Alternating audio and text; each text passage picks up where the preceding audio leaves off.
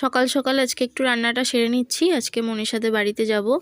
মনীষা ঠাকুমার আজকে শ্রাদ্ধের কাজ আছে, আমাকে গিয়ে কিছু কাজ করতে বলেছে, সেই কাজগুলো গিয়ে করতে হবে, ওই জন্য রান্নাটা তাড়াতাড়ি করে নিচ্ছি। তো গতকালের একটু ভাত, দেখো তরকারি অনেক কিছুই বেঁচে গেছে, সেগুলো তো ফেলে দেবো না, ওগুলো আগে গরম করে নিচ্ছি। আর একটু মাছ ভাজা করব, আর একটু শুকনো লঙ্কা ভাজা করব। গতকালের যে ভাতটা বেঁচে গেছে ওইটা আজকের ভাতের সাথে ভালো করে মিশিয়ে গরম করে ফুটিয়ে একেবারে ফ্যানটা আর কি ঝরিয়ে নেব, এরকমটাই করে থাকি আমি। এই যে এখন চা বিস্কুট খাবো আমরা। এখন সময় হচ্ছে দেখো 10টা 15 বাজে। খেয়ে নিই। কালকে যে বইটা দেখছিলাম আর কি, ব্যোমকেশ ও কি যেন দুর্গ রহস্য, আমি নামটা খালি ভুলে যাই। তো ওই বইটার লাস্টের দিকটা খুব ভালো ছিল, খুব ভালো লেগেছে, পুরোটা কমপ্লিট করেছি, দেখেছি, এই আর কি, বেশ ভালো লেগেছে। আজকে ভাবছি কি বই ডাউনলোড করে রাখবো, কিছু একটা দেখতে হবে, কি ডাউনলোড করব সেটাই চিন্তা করছি, দেখা যাক কি করি। এখন আমি রয়েছি মনীষাদের বাড়িতে। এই যে আয়ুষ খেলা করছে, দেখো একটা টিয়া পাখি। টিয়া পাখি চোখটা ফোনে দেখা যাচ্ছে না, কিন্তু চোখ আছে, দেখো ফোনে চোখ কিছু দেখা যাচ্ছে না।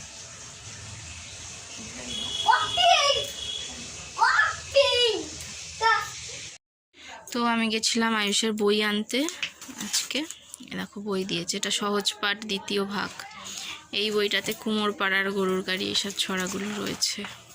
প্রথম ভাগ যে বইটা ছোট খোকা বলে অওয়া, ওই বইটা কেজি 2-এ ওর পড়া হয়ে গেছে, এটা ক্লাস 1-এ পড়বে। এছাড়া টোটাল 10টা বই দিয়েছে। বইগুলো একটু ভালো করে দেখছি। বইগুলো আমাদের এই ব্যাগটায় করে দিয়েছে, স্কুলের নাম লেখা রয়েছে, ব্যাগে করেই বই দেয় প্রত্যেক বছর। ব্যাগটা খুব সুন্দর। আগের বারের ব্যাগটা আমি কী সব রেখেছিলাম আর ছিঁড়ে গেছিলো, যদিও ছেঁড়ার মতন অতটা অতটা খারাপ না, শক্তপোক্তই, কিন্তু আমি অনেক কিছু জিনিস রেখেছিলাম বলে ছিঁড়ে গেছিলো ওটা। এটা যত্ন করে রাখবো। কি সুন্দর দেখতে ব্যাগ, এই ব্যাগগুলো খুব ভালো লাগে সত্যি কথা বলতে। আর সাথে দিয়েছে একটা, এই যে কি বলে এটাকে, নাম লেখার যে স্টিকারগুলো হয় সেইটা দিয়েছে। আর দিয়েছে মলাট ফলাট এবার করে ফেলবো, 3 তারিখ থেকে স্কুল চালু হবে। এই যে আয়ুষ নতুন বই দেখছে, কম্পিউটার বইটা দেখছে।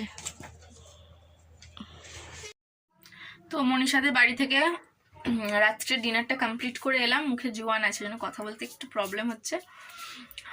তো এখন হচ্ছে আয়ুষের নতুন বইগুলো ভাবছি মলাটটা করে ফেলবো, টুকটুক করে এগুলো তো এগিয়ে রাখতে হবে, তাই না?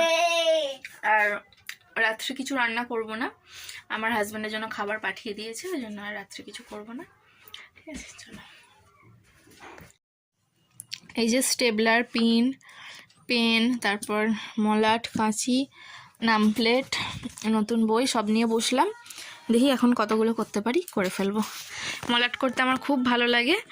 যখন অনেকটা ছোট ছিলাম, প্রথম দিকটা তো দিদিরাই করে দিত, একটু বড় হওয়ার পর নিজে নিজে করতে শিখলাম, চেষ্টা করলাম, তারপর থেকে ভালোই করতে পারি।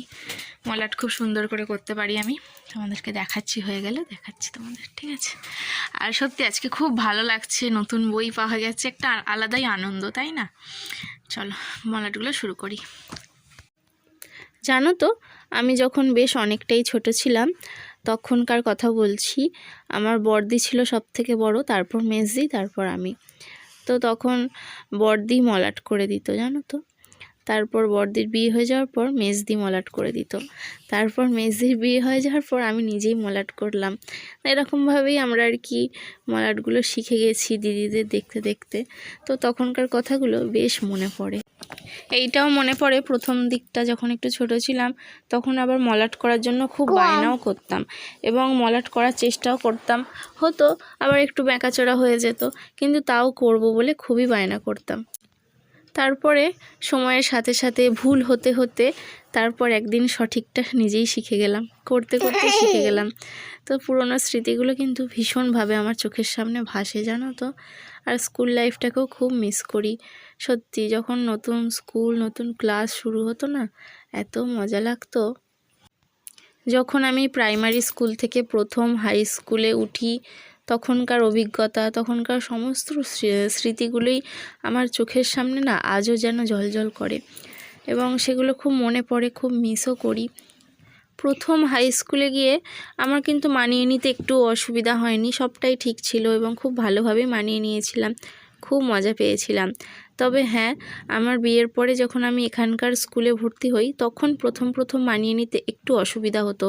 নতুন জায়গা, নতুন স্কুল, নতুন বন্ধুবান্ধব, আর তার ওপর আমি স্কুলের একমাত্র বিবাহিত ছিলাম, যেই কারণে আমাকে নিয়ে পেছনে অনেকেই অনেক কথা বলতো, যেগুলো বুঝতে পারতাম তো খুব লজ্জা লাগতো। তখন প্রথম না স্কুলে একদম যেতে চাইতাম না, বেশিরভাগ দিনটাই না ঘরে কাটিয়ে দিতাম।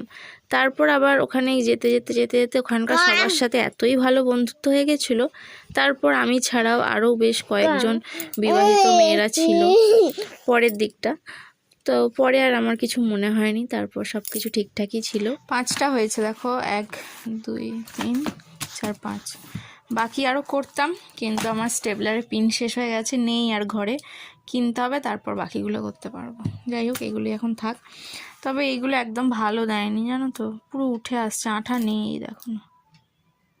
অন্য যেগুলো হয় দেখবে একবার লাগালে তোলা যায় না, মানে এই প্লাস্টিক ছিঁড়ে যাওয়ার মতো অবস্থা। এটা দেখো, নতুন একটা ভাবছি এরকম কিনে নেবো, এ দিয়ে হবে না, সব উঠে যাচ্ছে,